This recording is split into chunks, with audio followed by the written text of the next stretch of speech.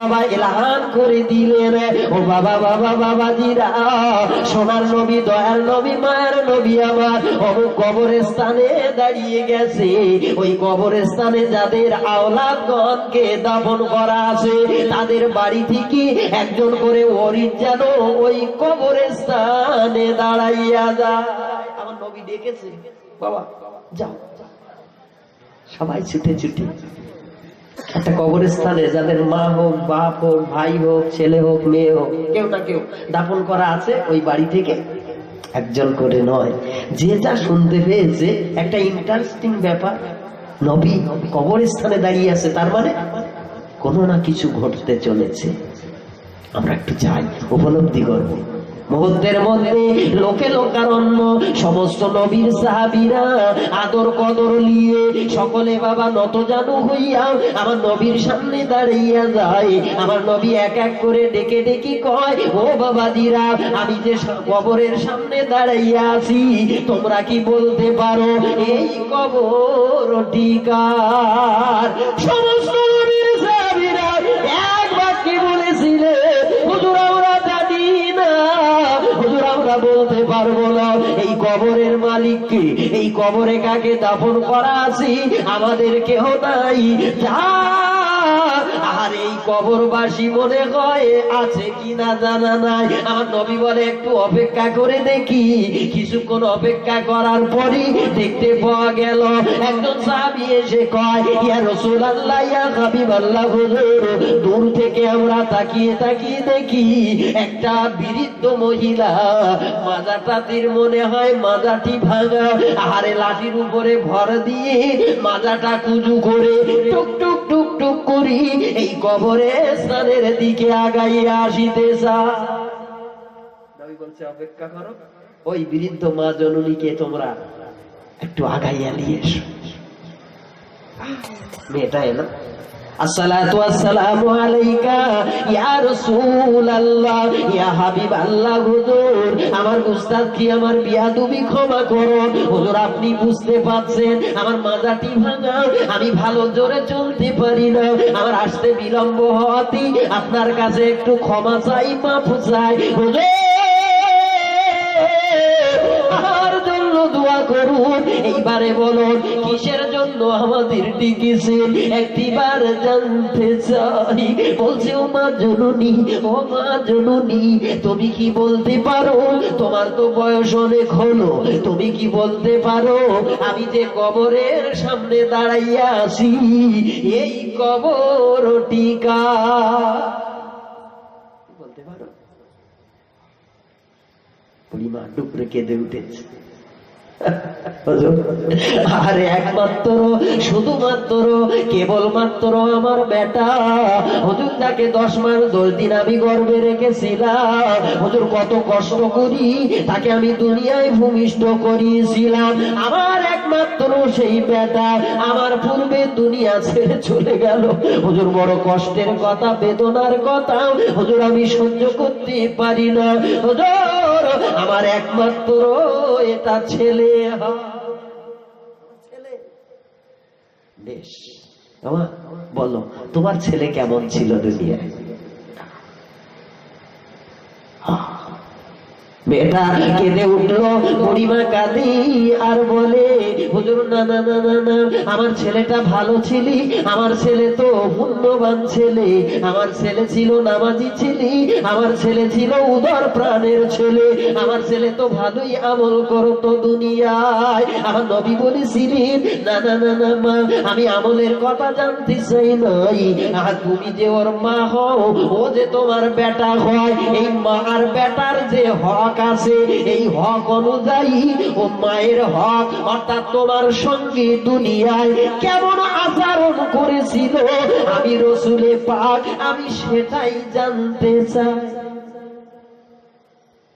তুমি যে ওর মা আর ও তোমার ছেলে, তোমার ছেলে তোমার সঙ্গে, তুমি যে ওর মা কি ব্যবহার করেছিল, আচরণটা তার কেমন ছিল দুনিয়ায়, এটাই জানতে চেয়েছি।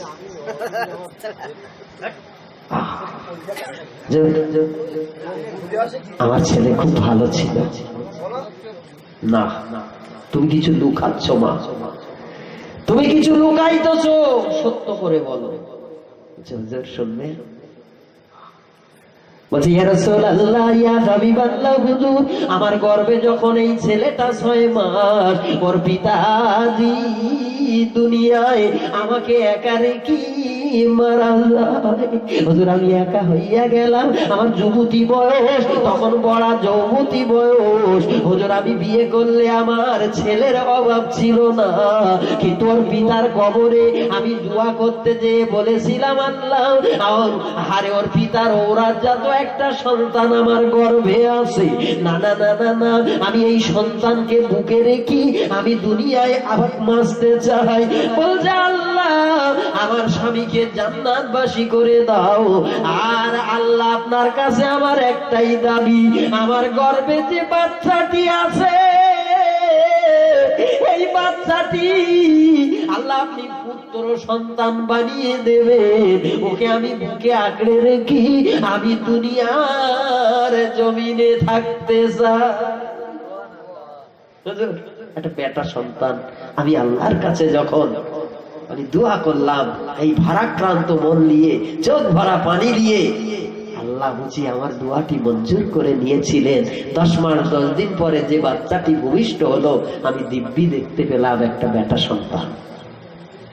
ওর পিতা তেমন ভালো কিছু রেখে যায় নাই, আর একটা ঝুপড়ি ঘর ছিল, জমি জমা আমাদের কিছুই ছিল না। আমি কি করব, পরের বাড়ি ভিক মেনে, পরের বাড়ি কাজ করে, পরের বাড়ি ঝাড়ু দিয়ে থালা বাসন মেজে, কারো কুয়া থেকে পানি তুলি তুলি আমি নিজে কালযাপন করতাম, তারা যা দিত আমরা 2 মাইপে খাওয়া দাওয়া করতাম। এইভাবে ছেলেটি তিলে তিলে বড় হলো। যখন 18 বছর পূর্ণ হয়ে গেল, 18 থেকে 20 বছরে পদার্পণ করলো, আমার তখন বিবেকে ধাক্কা দেয়, এই ছেলে আমি একটা কিছুই না কিছু তো করা লাগবে। তাই তো আমি আমার ওই বেটাকে আরে তাকে সামনে রেখে আমি পাত্রী খুলতে লাগলাম, আমার বেটাকে বিবাহ দিতে হবে। তাই আমার বেটাকে একটা সুন্দরী রমণী দেখে বিবাহ দিয়ে দিলাম। আমার বেটা বিবাহ করার 1 বছর পর পরে ও আমার দলে আর নাই। আমি দেখতে পেলাম আমার নববধূ, আমার 1 বছরের কচি বধূ, অর্থাৎ আমার ওই পুত্র বধূটার আর কথা মতো আমার বেটাটা চলতে শুরু করেছে। আজকে সমাজে এরকম হচ্ছে না ভাই? বিয়ের আগে মা মা করে বাড়ি মাথায় করে তুলেছে, মা এবং প্রতিবেশী বলছে সত্যি একটা ছেলে, মার পাগলা, মা পাগলা ছেলে, যেখানে যায় মা আর মা। বাড়ি যদি 1 মুহূর্ত মা না থাকে, বাড়ি এসে মাথায় করে তুলেছে মা মা করে। মা কোথায় গেল, কোথায় কি করছে? যেই বাতাস খাতুন বাড়ি এসে 2 মাস 6 মাস পরে এমন বাতাস দেশে ওই পামে ও যেন আসমান ছুঁয়ে ফেলে। ও স্বামীর কানে কানে ছোলো ভয় জানতেছে, এই দেখো ভবিষ্যতে এই পেটে যে দাঁড়িয়েছে, এ ভূমিষ্ঠ হওয়ার সাথে সাথে আমাদের অর্থের প্রয়োজন, নিজের গোছান গোছাও। অত সহজ না, নিজের পায়ে দাঁড়াতে হবে। তোমার আরো তো 4টি ভাই আছে, ওরা কত দেয়? এই যে 16 ভাইজান দিতে শুরু করেছে, বা আস্তে আস্তে আস্তে আস্তে ওর মাথাটা মস্তিষ্কটা পুরো গিলে খেয়ে ফেলেছে। আমরা বলি তাবিজ করিয়েছে। কি তাবিজ করিয়েছে? মেয়ে ছেলের কাজ ওই যে ঘন ঘন বাপের বাড়ি যায়, তাবিজ করলে সে ঘোড়ার ডিম করে। তাবিজ কি কাজ হয়? অন্য জিনিস, অত সহজ নয়। হ্যাঁ, কমল তুল তুল আর নয়ন ভুল ভুল, আতর ভুরো ভুরো গায়, আর নলক নাকটায় কলস কাকটায় ওই পথেরও বার্তা দিয়ে যায়। আর ওই পাড়ার আব্দুল জব্বার ও খালি মিট মিট করে যায়। কার বউ রে, দেখেনি তো কোনোদিন? দেখি তো মোটামুটি ভালো লাগতেছে। পরের দিন ওই রাস্তায় এসে দেখে নতুন ভাবি আমার বিয়ে হয়েছে, রাস্তা ঝাড়ু দিচ্ছে, রাস্তা ঝাড়ু দিচ্ছে, লাল টুকটুকে শাড়ি পরিয়ে একটু কায়দা করে যদি ঝাড়ি মারে বা রাস্তা দিয়ে লোক ফোকসাবে, যে যাবে তার চোখে লেগে যাবে না? রাস্তার ধারে বাড়ি, পরিছে লাল টুকটুকে শাড়ি, রাস্তায় উঠোন, রাস্তার ধারে উঠোনটা ঝাড়ি দেয়। আর ওই পাড়ার আব্দুল জব্বার রাস্তা দিয়ে আগাইয়া যায়। হঠাৎ করে বাবা দেখতে পায়, বলে কে, পরিচয় কি? আস্তে আস্তে কাছে এসেছে, বলছে এতদিন পরে দেখলাম যখন একটু কথা বইলা যায়। কাছে এসে বলছে চাচি চাচি চাচা বাড়ি আছে? তা বলছে না তো বাবা, তোমার চাচা কাজে গেছে। বলছে কি বললে ভাবি?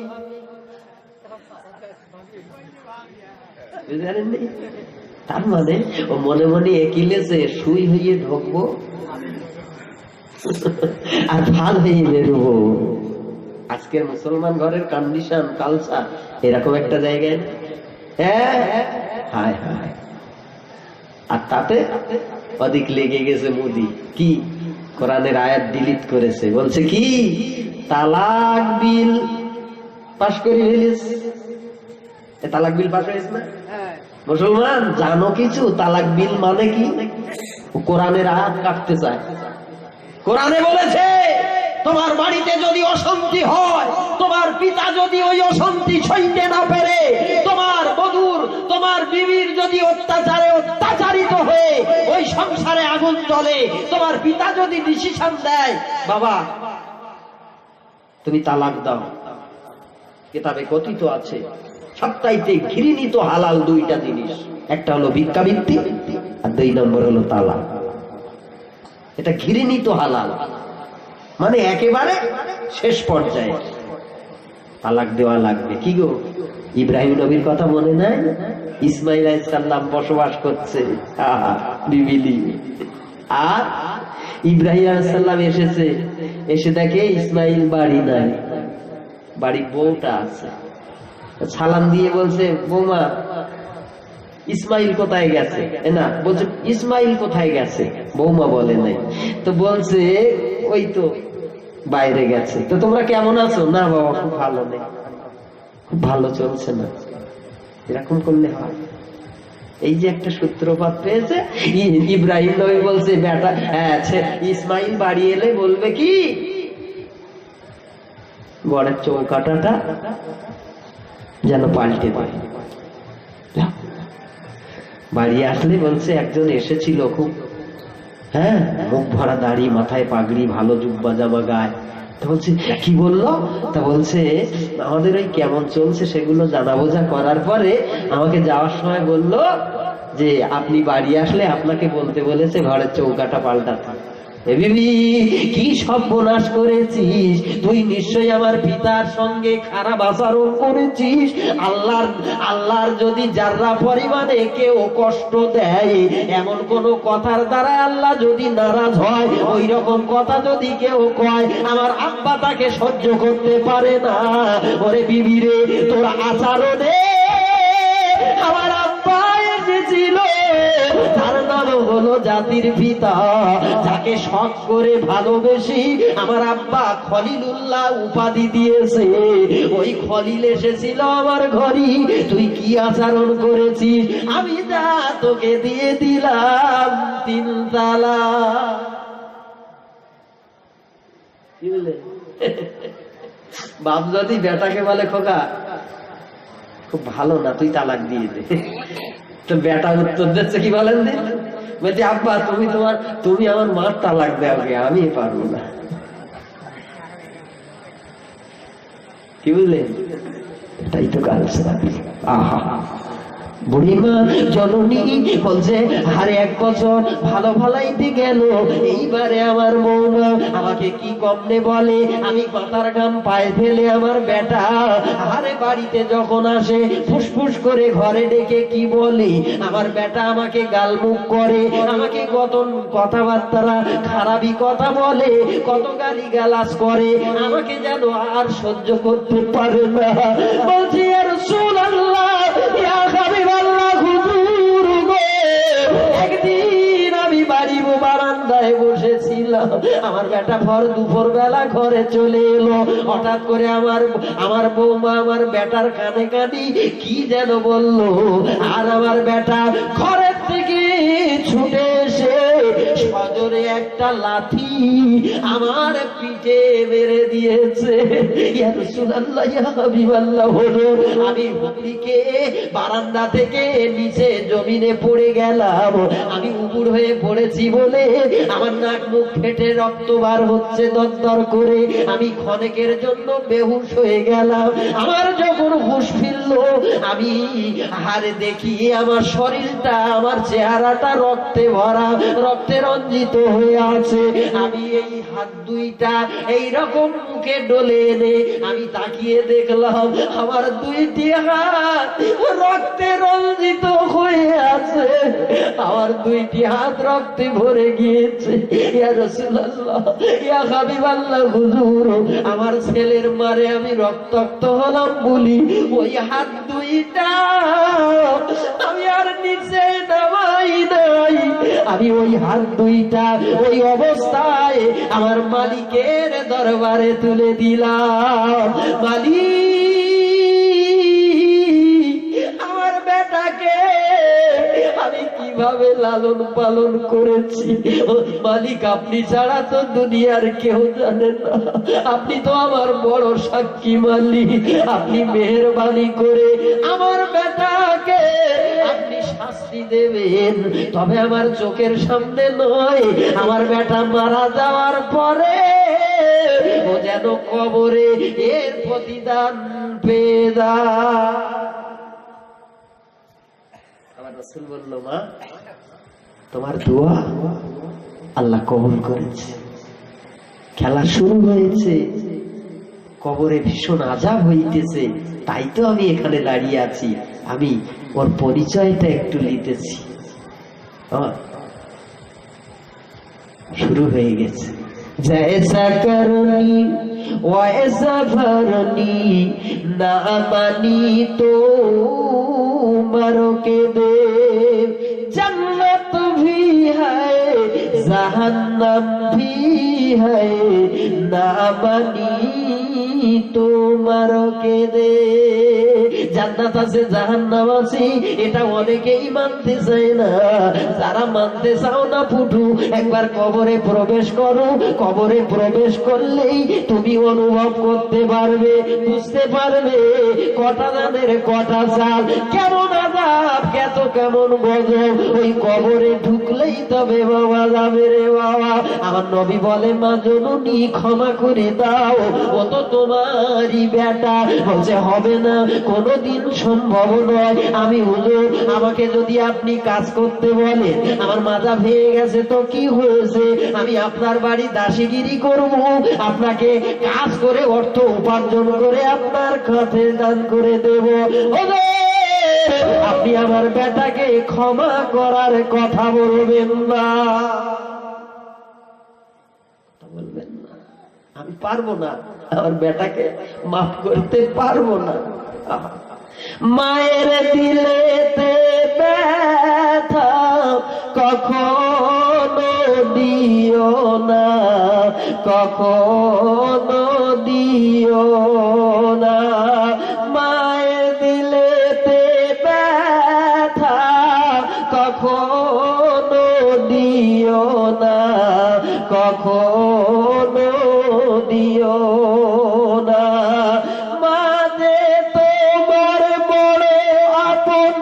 ওই মাকে তুমি ভুলো না, মায়ের দিলেতে ব্যথা কখনো দিও না, কখনো দিও না।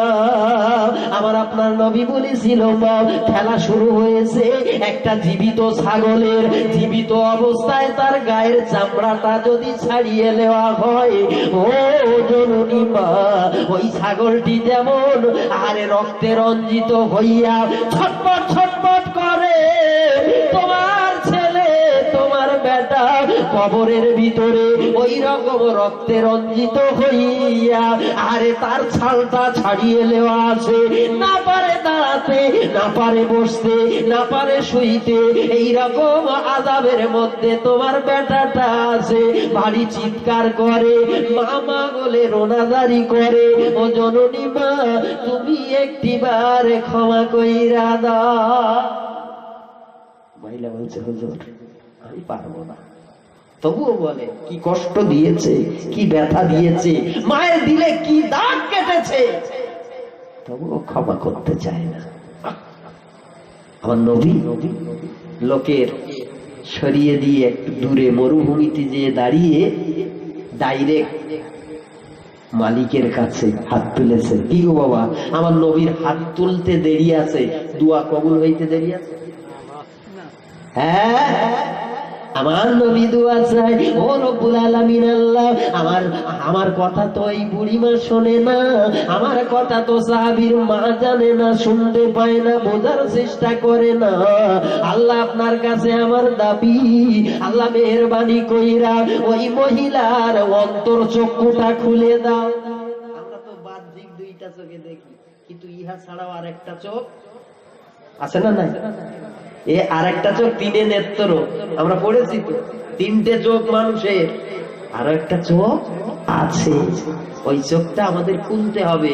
যারা খুলেছে তারা আল্লাহর কাছাকাছি হয়ে গেছে। কি গো, আমার আল্লামা হুজুর আল্লাহর কাছাকাছি ছিল বলে মনে হয়? আমার দাদা হুজুর পীর কেবলা আল্লাহর কাছাকাছি ছিল বলে মনে হয়? হ্যাঁ, কত কাছে ছিল। কি গো, রসুলুল্লাহ পীর কলকাতা 5 রাস্তার মোড়ে শুয়ে আছে। পীর ফতে আলী ওয়াইসি রহমাতুল্লাহ আলাইহি, যিনি চোখের পলকেই যদি মনে করতেন আমি রসুলকে দেখব, দেখতে পেতেন না? পেতেন না। যিনি ছিলেন আমার দাদা হুজুরের পীর, হ্যাঁ, সেই দাদা হুজুর কিবলা বাংলার কত শত শত মানুষকে নবী দেখিয়েছে, নবীওয়ালা বানিয়েছেন। কি ঠিক না? হ্যাঁ, কবির ভাষায় একটা সুন্দর কথাও বলেছে, কি দাদা হুজুর চাঁদের আলো, দাদা হুজুর চাঁদের আলো, হৃদয় মাঝে জ্বলে,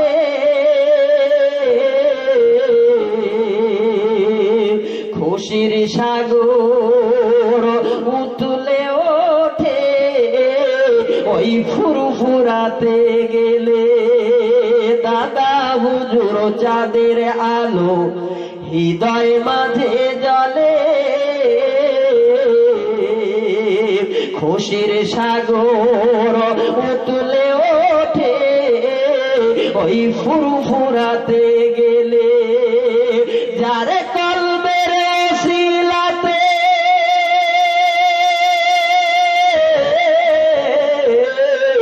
যারে কলবের শিলাতে মোর নবীর দেখা হয়, তিনি মোদের দাদা হুজুর এই হৃদয় জুড়ে রয়। দাদা হুজুর চাঁদের আলো, হৃদয় মাঝে জ্বলে,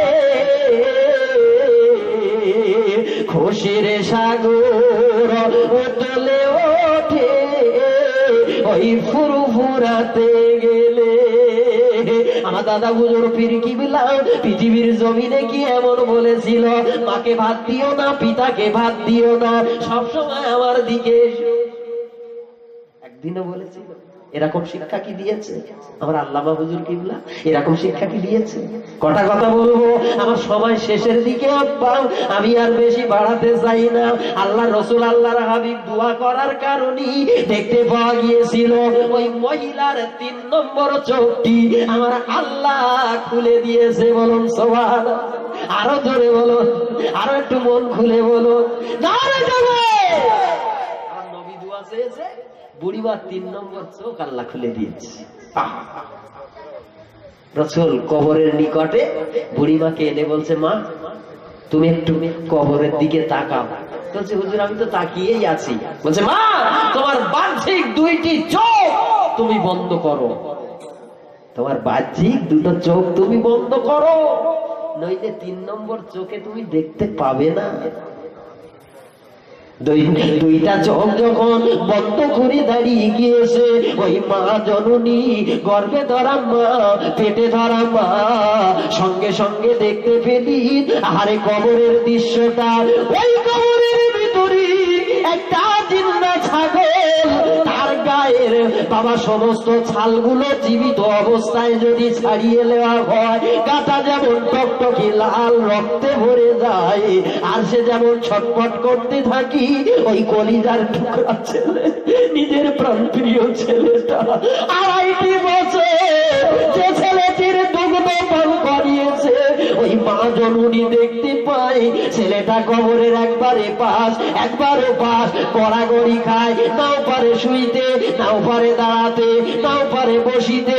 ও বাবাজিরা, কোনো অবস্থাতেই স্থির হইতে পারিতেছে না। ওই ছেলেটা বারে বারে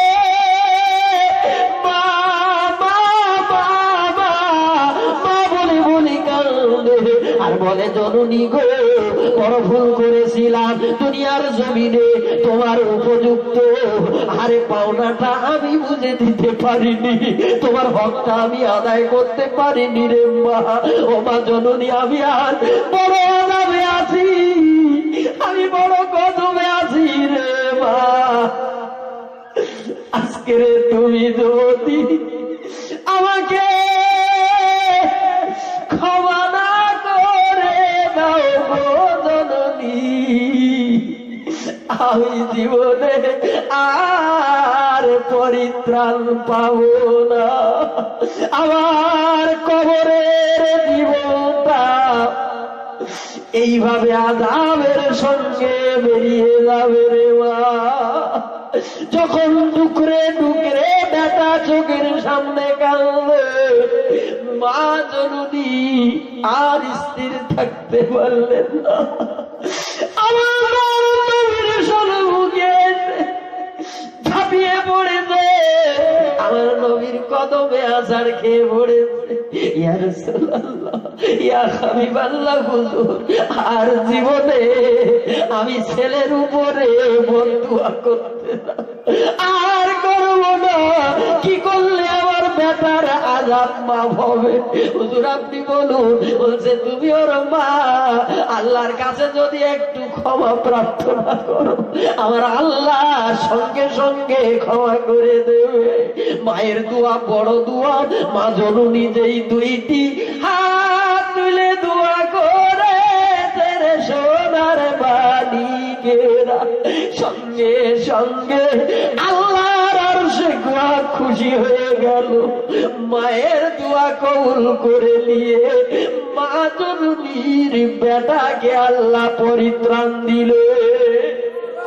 আরো বলো, নারায় থাকবে। আমি শুনছি আর বাবা, ওই মায়ের বাপের বদদুয়ার প্রার্থী হয়ে দাঁড়িয়েও না বাবা।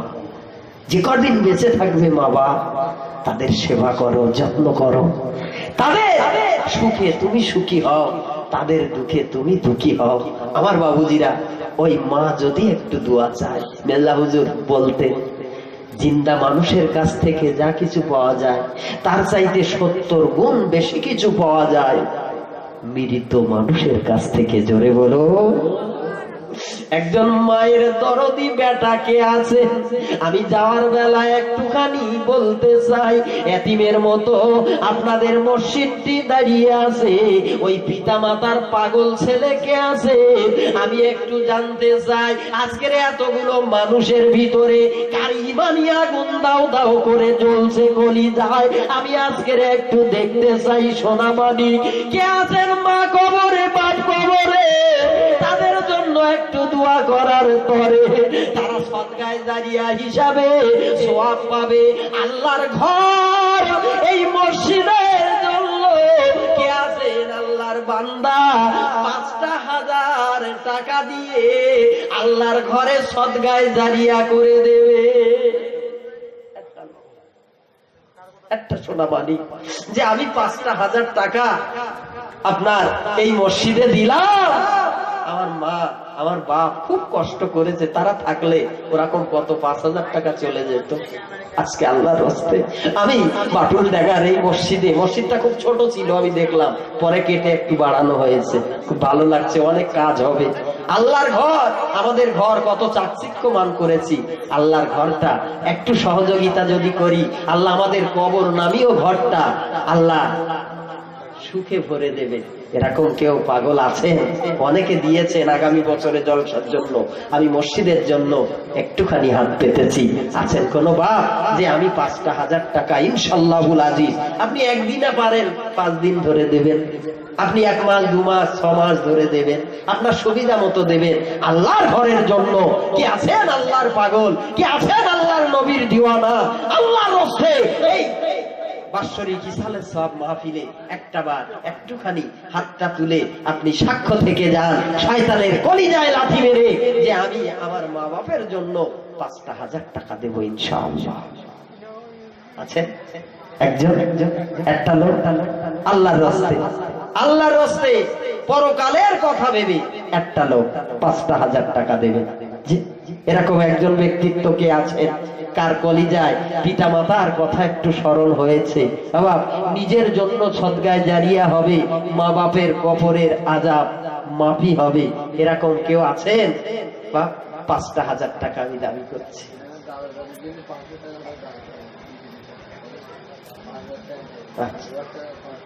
দাদা দাদি আর নানা যান মারা গিয়েছে,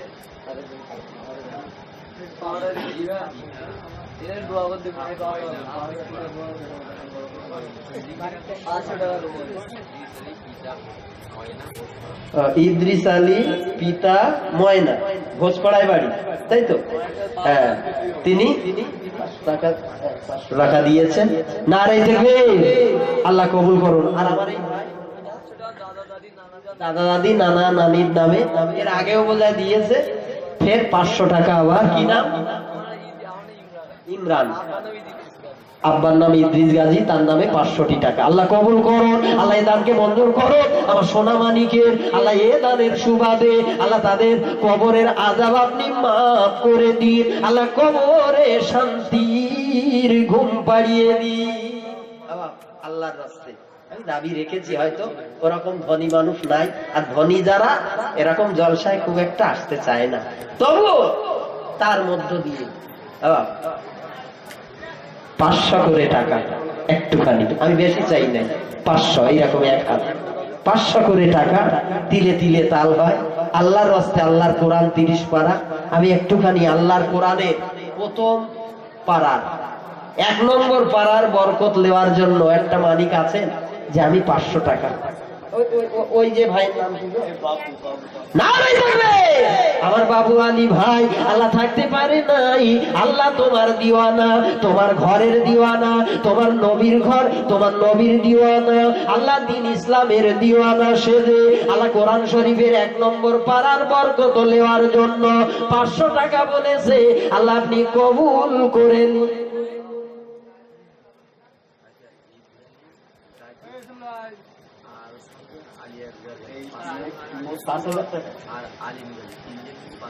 ইব্রাহিম গাজী, আলিয়াস গাজী আর আলিম গাজী। আমার কথাটা আল্লাহ আমি জবানে বলে ফেলেছিলাম, 3 জন কমিটির ভাই মিলে 5,000 টাকা আদা করলেন। আপনারা খুশি হয়েছে? কিরকম খুশি হয়েছেন? বাস খেলা একটু আওয়াজ দেন তো, নারে তাকবীর। এই কি এই গ্রামে বাস টাস পড়ে না নাকি? পড়ে? তা বাস পড়ে যখন, তখন আওয়াজটা কিরকম হয়?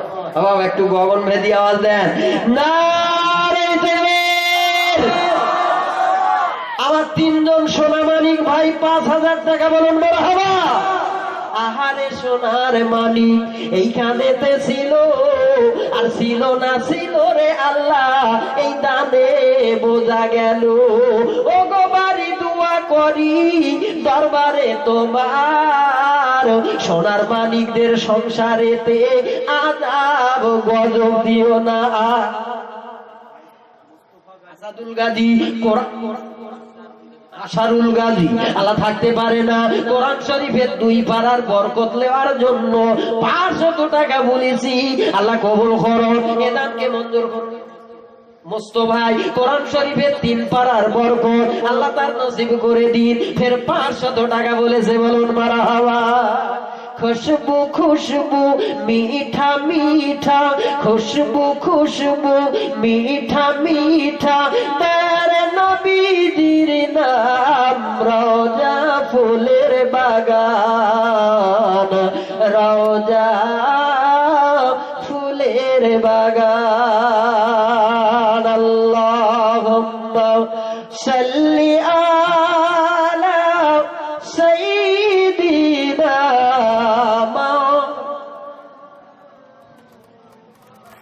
وعلى آل سيدنا।